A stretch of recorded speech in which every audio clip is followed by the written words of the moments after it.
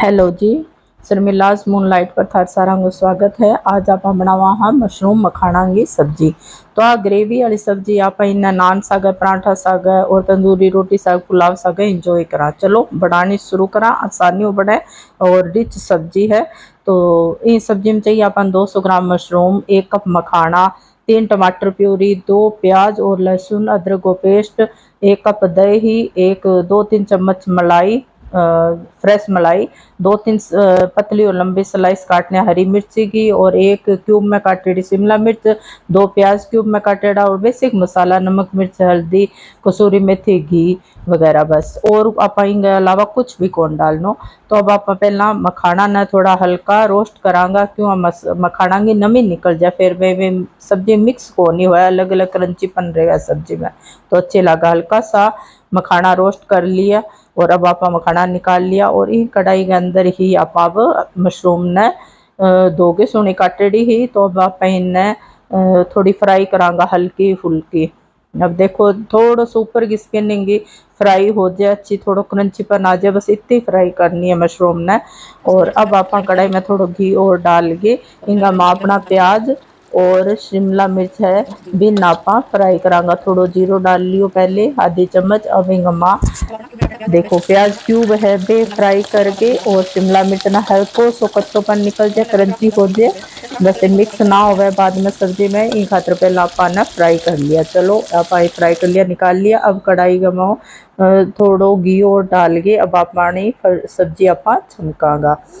तो इन खातर आप पहला डाल दियो अदरक लहसुन और प्याज को पेस्ट, 2 प्याज बारीक दरदरा पीसेड़ा, ज़्यादा बारीक कौन पीसेड़ा। अब अच्छी तरह आप भूंडागा तो इनको प्याज को लहसुन को कच्चोपन निकल जाएगो।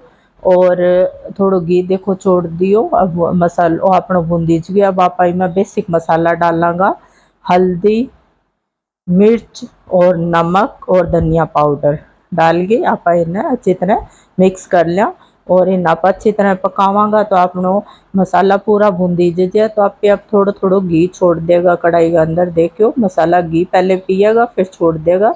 अब देखो अब आप अपनो फेंटेडो 1 कप दही डाल देगा और दही खट्टो नहीं होना चाहिए बिल्कुल भी। अब देखो कितो सुंदर मसाला अपना बूंदियो ऊपर पूरो घी आ गयो। अब इन माँ पर टमाटर की 2 की प्यूरी बाहर डाल गए और ढक गए, कम आंच पर पका लिया। अब अपनी लंबी पतली काटेड़ी हरी मिर्च की स्लाइस सी बे डाल दी, एक मिनट और पका लियो। देखो कितनी सुंदर ग्रेवी बनी है।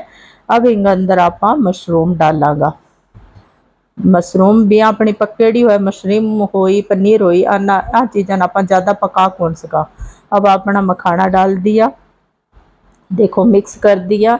और अब इन अंदर थोड़ा पानी डालांगा, जिसी अपन ग्रेवी चाहिए विश्व में पानी, थोड़ा मखाना भी पानी पिएगा।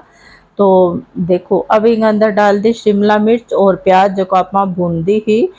कितनी सुंदर सब्जी बनी है देखो क्रंचीपन। अब अपन थोड़ी देर पकावांगा कसूरी मेथी डाल के, ज़्यादा देर इन पकाने को नहीं, फिर मखाना भी नरम हो जाए और मशरूम भी नरम हो जाए।